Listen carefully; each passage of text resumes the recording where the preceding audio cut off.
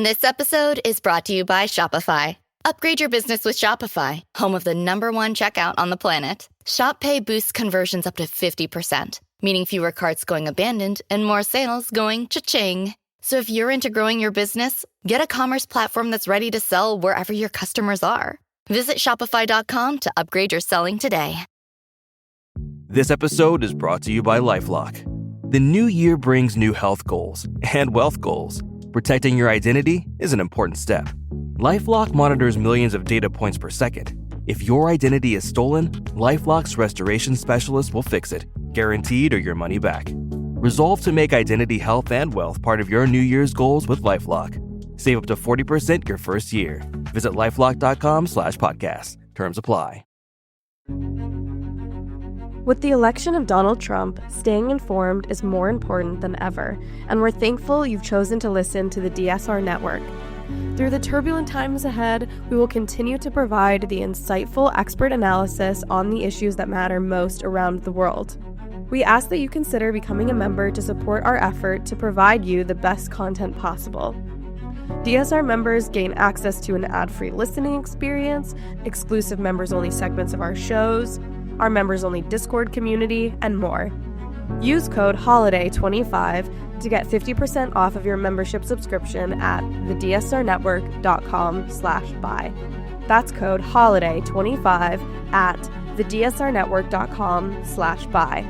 The DSR Network will evolve in exciting ways in the new year, and we hope you'll join us.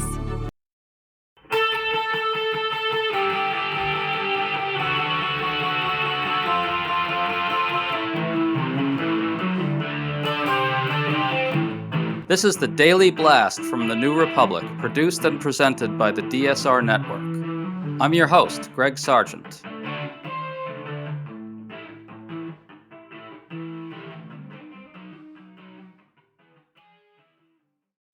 Donald Trump is already telegraphing all the ways he's going to make life absolutely miserable for Republicans in Congress. He continues to declare that he wants virtually his entire agenda to pass in one big bill, which will put the congressional GOP through wildly unworkable contortions. He's signaling that the demands he makes of House Speaker Mike Johnson will be borderline impossible.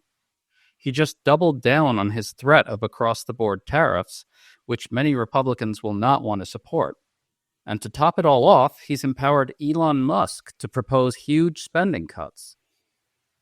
Few people are better at making sense of GOP congressional craziness than scholar Norman Ornstein, so today we're checking in with him about all this.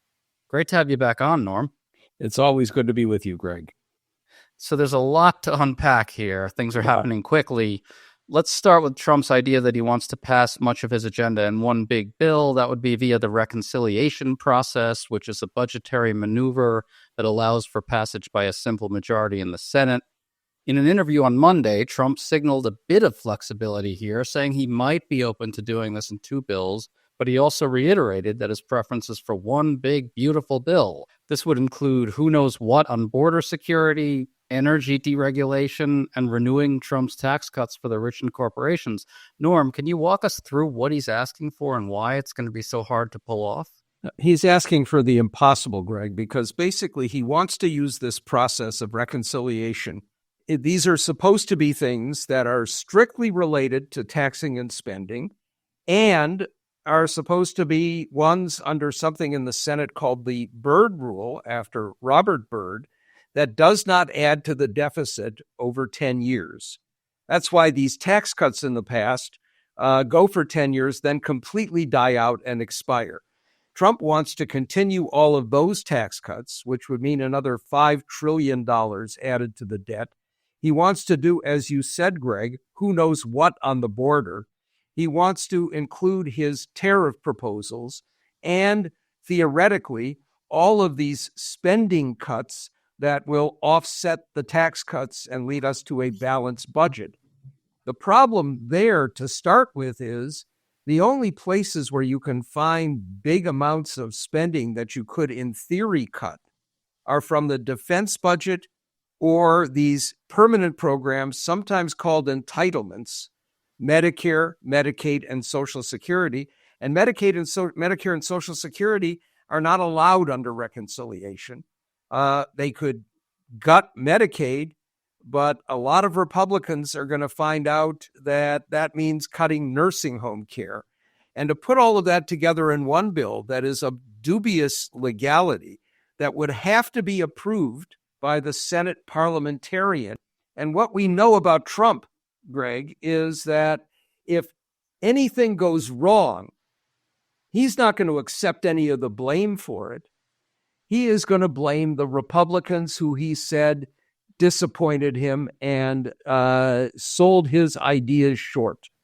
Absolutely. And Norm, we're already seeing Republicans fighting over this. Senate Republicans don't want to do this in one bill, but House Republicans do want to do it in one. It looks to me like House Republicans, because their majority is so razor thin, would really struggle to do it in two bills. Trump has sided with House Republicans so far, screwing over Senate Republicans, but he also kind of left Republicans dangling in the wind on this for a long time. They wanted a signal on which he wanted. And now, as soon as he actually sends a signal, he starts sending mixed signals again. I mean, how does this play out? It's not going to play out well. We know that. There are going to be a lot of bumps along the way.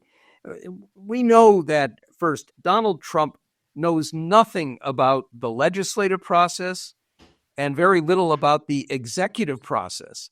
And it's whoever whispers in his ear last that has him issuing demands that, practically speaking, can't be met. But what we also know is that with a razor-thin margin in the House and with a Senate that often will have different ideas, the House and Senate Republicans are going to be at odds with each other, and Donald Trump will only make that worse. And then we have to throw in the Musk factor. And while it's Musk and Ramaswamy, this is a runaway train being driven by Elon Musk.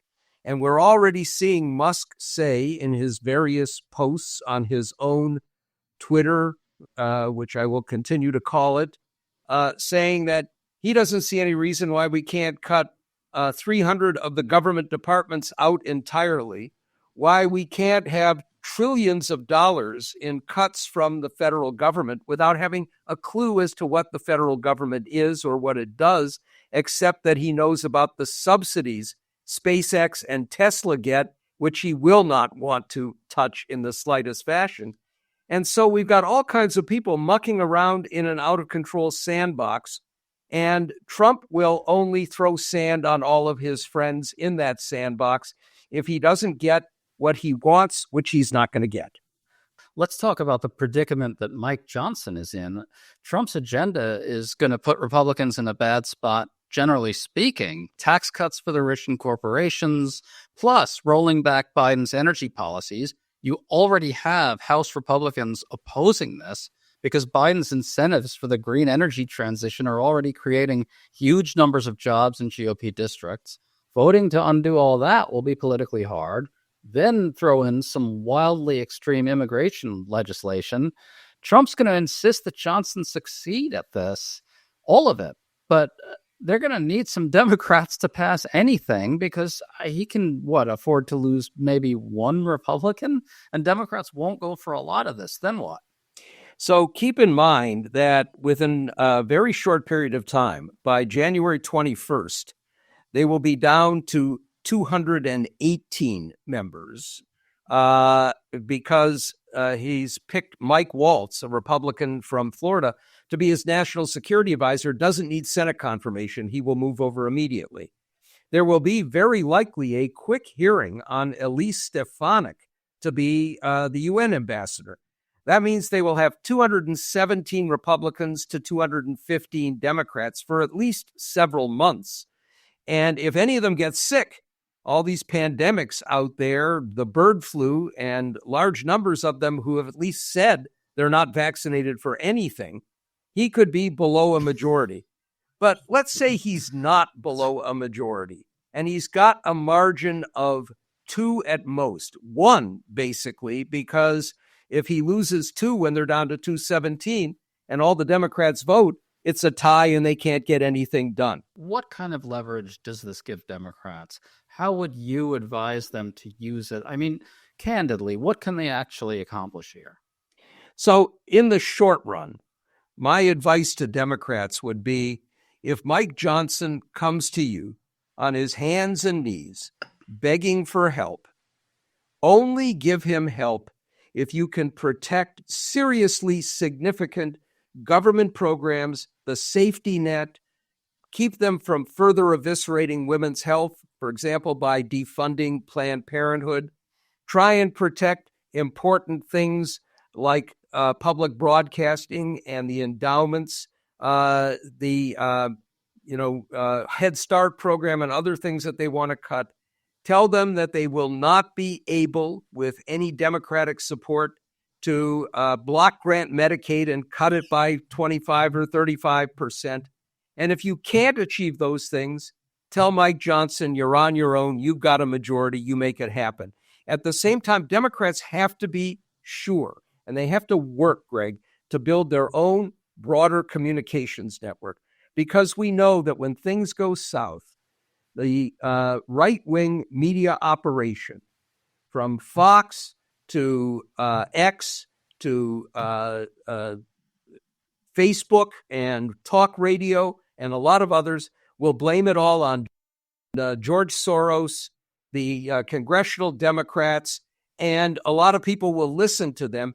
You have to make it clear they have the majority. It is their responsibility.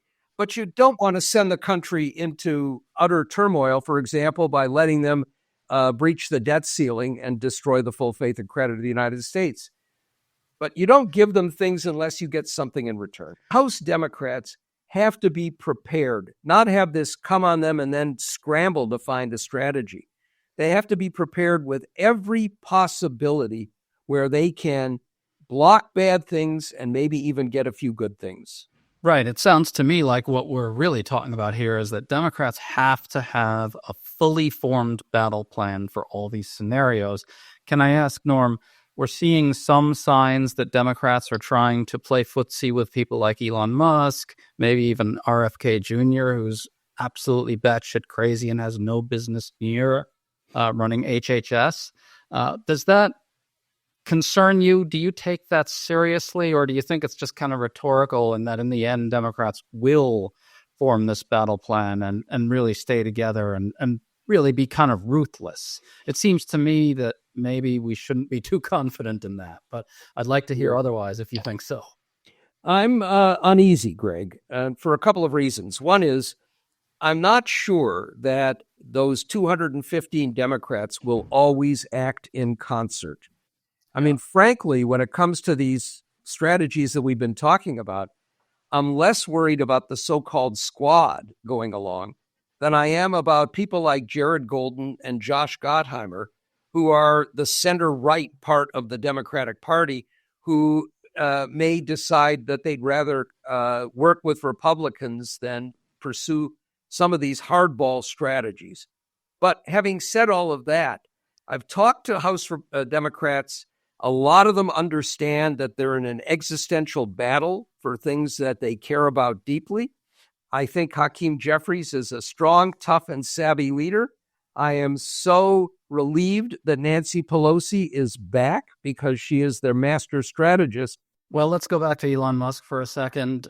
I think you could even read Trump's empowering of Musk to come up with huge amounts of spending cuts as itself kind of representing a real screwing over of Republicans. We're already seeing this. When Musk killed the continued government funding bill that you talked about earlier, Republicans had negotiated it with Democrats. Musk tweeted and Republicans suddenly had to kill it. You had Republicans from rural districts reportedly really pissed off about this because it threatened subsidies for farmers. Trump almost let Musk screw over untold numbers of Trump base voters there. Doesn't this conflict get worse also? It seems like there's a real disaster looming for MAGA. Either Elon Musk is allowed to proceed with these immense spending cuts that completely screw Trump voters in all kinds of ways, or Trump has to kind of neuter Musk, and then that kind of creates a whole different kind of problem with MAGA. It seems like the conflict between Musk and Republicans is unavoidable, and either way is a looming fiasco for the MAGA movement. And there are two strands to that, Greg. The first is Musk mucking around in government, knowing nothing, and basically throwing grenades in ways that are going to cause havoc among Republicans across the board. That's one part of it. He's already done that, as you said. The second part is, I believe that basically Musk and Trump had a kind of tacit deal that Trump saw as working in this fashion. You're going to give me $270 million to help get me elected, and I will say how wonderful you are, and I will take you and the loose cannon Vivek Ramaswamy and put you in charge of a powerless, meaningless operation and let you go out there because it has no government responsibility, no ability other than we're calling it a department of government efficiency. Without realizing what Musk could do, given his money and power and communications network, to screw you over. And now you may remember the movie The Defiant Ones, which had two prisoners, Tony Curtis and Sidney Poitier, in the South, Curtis being a racist, a typical racist, handcuffed to a black man as they both tried to escape this prison, and neither of them liking the fact that they were handcuffed to each other. Well, that's where Trump is now with Elon Musk. And you can see when he's there at Mar-a-Lago and Musk has attached himself to him, handcuffed himself to Trump, sitting next to him, following him around, the disdain on Trump's face about all of this. But what can he do? He is handcuffed to the richest man in the history of the world who has his own powerful communications network that now has a huge following in MAGA. And if Elon Musk is dumped by Trump, Musk, who, of course, wants to be the alpha male, he's always been the alpha male, and Trump doesn't want another alpha male around him, he could make real trouble for Trump. So you've got Musk screwing with congressional Republicans and Musk then screwing with Trump. And it's hard to see how all of that works out into a set of happy marriages. Yeah, I mean, Trump is now heavily reliant on the immense propaganda network that Musk has created with Twitter, and I won't call it X either. So it seems to me that the end result here is really a looming fiasco for MAGA in one of many different possible ways, don't you think? You know, I hate to use tired metaphors, but the metaphor of the dog chasing the bus and then catching it is very much like MAGA with its grandiose views of destroying government and having freedom reign without any consequences for Americans other than positive ones. Now having the reins of power and soon to see that this will not work and there will be a giant backlash. And I have to tell you, the backlash, one could be in economic terms. One thing we haven't talked about is it's not just Musk and Ramaswamy.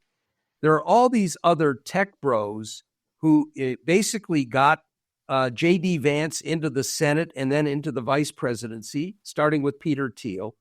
There are ignoramuses like David Sachs and egomaniacs like Bill Ackman, who now, among other things, want to take gold from Fort Knox to buy Bitcoin and make those kinds of currencies the equivalent of the dollar, which could result in the dollar being destroyed as a global currency. You've got what would happen if we have these tariffs across the board, which Trump himself mused last year could replace the income tax because so much money would come in. And it's clear that he has no concept of what tariffs actually do. You've got what RFK Jr. would do to broader medical research, but also to strip away every protection we have for the next pandemic. You have this proposal, which MAGA is lusting to do, to privatize the Weather Service and the National Oceanographic and Atmospheric Administration, which would take away our early warning for hurricanes and violent storms, most of which will hit red states. And they don't have any idea how to back off from this stuff. Yes, and I think the MAGA project sort of envisions turning much of government into nothing more than a generator of propaganda for Trump. And it seems to me that the real root of the problem here is that MAGA exists in this alternate information universe where nothing will actually work as planned. This alternate information universe is just completely detached from how the world actually runs. And now they are running things. And that right there, that gap between appearance and reality, between MAGA fantasy and governing reality, is going to really just kind of loom larger and larger as all this unfolds. Trump thought that in this second term, he could get rid of all of those people pushing back against him and bring in a bunch of complete lickspittles who would do what he wanted. And he'll have plenty of those. But we've already seen that these tech billionaires think that they bought and paid for Donald Trump and he'll do what they want him to do. But we also know that the Steve Bannons of the world believe that they are the masterminds, the puppet masters who will get Trump to fulfill their vision of a dystopian autocratic world that is driven by this right-wing populist fantasy. We see this playing out now with a civil war going on between Bannon and Musk and the Bannonites and the Muskites. The tech people rely heavily on immigrants coming in on so-called H-1B visas, which means that you're bringing in people who have skills. These are tech skills. Elon Musk, for example, brought in a lot of H-1B visa people to his space company and then fired all the Americans because when they're here on those visas, he can pay them less and have more control over them. But it's also that immigrants, not just the ones who are in the meatpacking plants or are in the farm fields, are driving forces in our economy. We bring in the best and brightest from abroad to help us out across a whole series of fields that require technological expertise. Steve Bannon, Stephen Miller, Tom Homan, all of those people not only want to get rid of every person who's here who's undocumented, they want to get rid of lots of people who are here on temporary work visas. They mention the ones in Springfield, Ohio, for example, the Haitians, but they also want to curtail legal immigration. So you've got the economic interests of billionaires up against the populist fantasies of Steve Bannon, and Donald Trump, basically mouths what the populists want, but is never going to go against what his fellow billionaires demand. And so instead of having this united group with him as the dear leader, he's going to find himself regularly trying to referee in disputes. And that includes, obviously, what we talked about earlier, the Freedom Caucus radicals. I mentioned what Ronald Reagan once said when his White House was not functioning well. Sometimes the far right hand doesn't know what the right hand is doing. And he's going to have to do that in Congress as well. And I don't think they have any clue about not only their own inability to unite together, but what havoc it's going to bring to the society. And all of those voters who thought that Trump was going to snap his fingers and the price of bread would be cut by 4/5, the price of gas would go down to $1 a gallon, the economy would have all of these new jobs, and they would only deport the ones that Hispanic voters didn't care about or didn't like, not their own family members or neighbors. Yep. I mean, it seems to me that it's really a recipe for chaos, and I think a major comeuppance for MAGA. Norm Ornstein, it's always great to talk to you, man. Always great to be with you, Greg, and the podcast is really a terrific one. Thank you. You've been listening to The Daily Blast with me, your host, Greg Sargent. The Daily Blast is a New Republic podcast and is produced by Riley Fessler and the DSR Network.